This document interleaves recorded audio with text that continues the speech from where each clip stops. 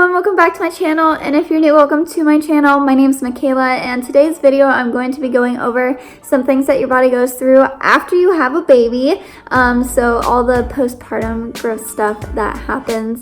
So I just kind of wanted to go over that with some of you guys.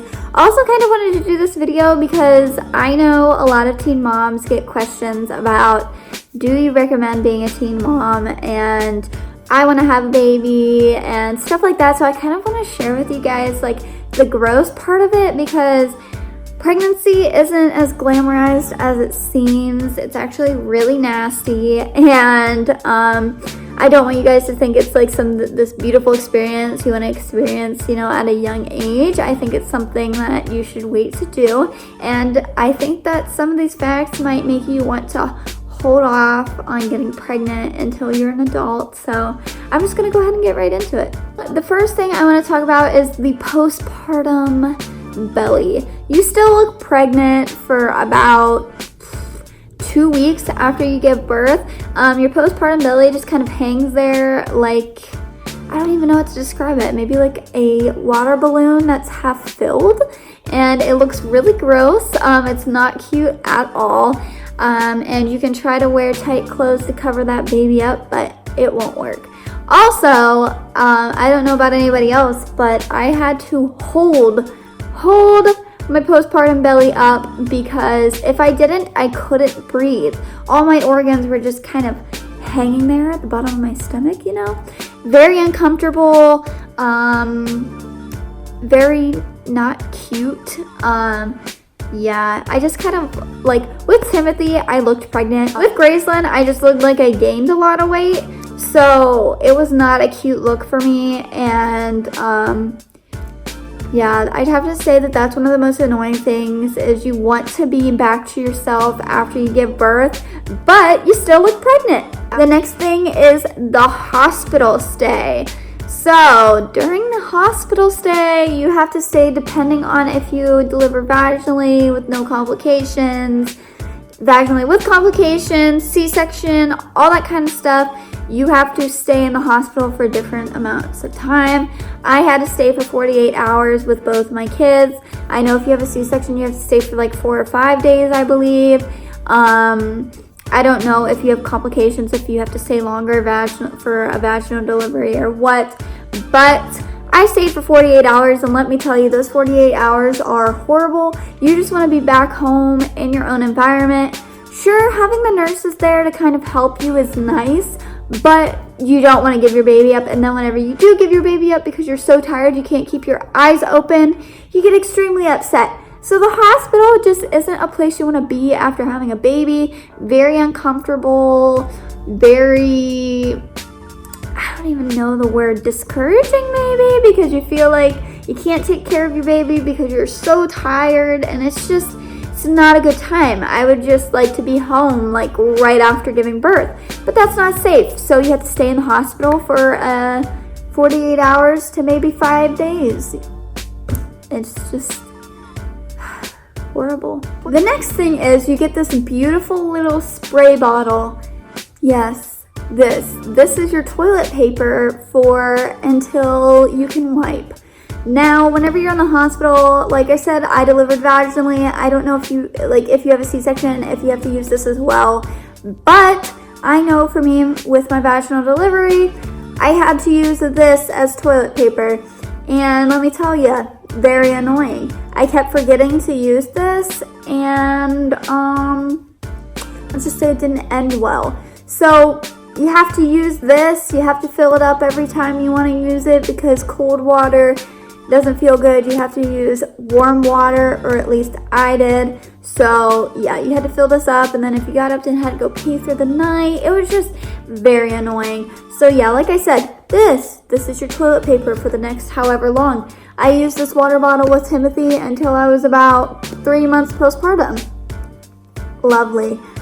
Also, I had stitches after giving birth to Gracelynn, because I had an episiotomy. Also had stitches with Timmy, but I didn't have an episiotomy. I tore in other places, so this thing, had to use it. With Gracelynn, I didn't have to use it as long, but still super annoying. You also get this spray that numbs your cooch. I don't remember what it's called. It's Derma something. And that stuff, lifesaver, but still it's not fun to use. Sometimes whenever I would use it, I would have my mouth open while spraying it down there, and it would somehow float up into my mouth and my tongue would go numb. Next lovely thing is you can bleed for up to 6 weeks. 6 weeks of postpartum bleeding. And what you guys don't understand is postpartum bleeding is like 10 times the amount of a regular period. You're just like, it's horrible. It's just so much blood, such a long period of time. You're so tired because of it, because you lost all this blood after giving birth, and now you're losing all of this blood with your postpartum bleeding. So that 6 weeks. Also, you're not allowed to use a tampon, so you have to use a pad for 6 weeks. I don't know about you, but I hate pads. So this was the worst thing by far. One of the worst things by far. This is all pretty bad. Next thing is, even if you don't want to breastfeed, your boobs still fill up. And let me tell you, whenever your boobs fill up, it hurts really bad because your body wants to express the milk, get all the milk out. So whenever you don't get that milk out, ooh, it's like a throbbing pain and you just want to die. I remember I breastfed for 4 days with Gracelynn because I couldn't breastfeed. It didn't work for me or her. And I got home from leaving the hospital. I remember I had to run out of the car and get inside to breastfeed her or to pump because I was in so much pain I couldn't move. And my boobs were like the size of double D breasts whenever I'm originally a size B. Horrible. So much pain. And then going along, oh, hi Timmy. Basically, mastitis is just really painful and you have to take antibiotics for it. I forget how long I had to take the antibiotics for. I think it was 10 days. And it was very annoying, very inconvenient for me. And I only breastfed for 4 days. So yeah, mastitis is a possible thing. The next thing is if you are breastfeeding after you have a baby, I don't know if this happened to anybody else. I was told it was common by one of the nurses who was helping me breastfeed. I had very, very bad cramps / contractions as I was breastfeeding Gracelynn. She said it might have been worse because I had Timothy first, and this is my second pregnancy, my second delivery. So my cramps could be worse. But she said whenever you breastfeed, sometimes you get really bad cramps. Didn't experience this with Timothy, but I did with Gracelynn. And I remember the whole time I was crying while breastfeeding because I wanted to die from my cramps / contractions that were happening after I just went through labor and delivery. Like, you had no idea how bad I wanted to stop breastfeeding right then and there, but I felt too guilty to. So, this pain, horrible. I can't even describe it. Just know that it can happen to you, and it might have happened to you. If it did, that would make me feel a little better. The next thing is you have to lose your baby weight. This is different for everybody. With Timothy, I lost my baby weight after about 6 months after having him. With Gracelynn, I lost my baby weight 1 month after having her. So it really all just depends on the pregnancy, how much weight you gain during pregnancy, what's happening with you postpartum. So just know that it could take a very long time to lose your baby weight, and it might be annoying because you might want to be just back to normal. You might like your baby weight. I kind of like my baby weight. So yeah, just know you never know whenever you're going to lose that baby weight, and don't have hope. Just because you're young, you will right away. Next thing is you don't have an appetite after having a baby. At least I didn't, and I know a few other people who haven't. One of the most annoying things you could ever experience, you know, whenever you're hungry but you don't know what you want to eat? Tell me that's not annoying. Just tell me that. because I don't know about you, but it's one of the most annoying things personally for me. So just know that you're gonna have that for a while. I personally didn't have an appetite for 2 months after having Gracelynn. I'm just now getting my appetite back, and she's almost 3 months old. Next thing, oh, this is so lovely. Postpartum hair loss, the thing that everybody loves to experience.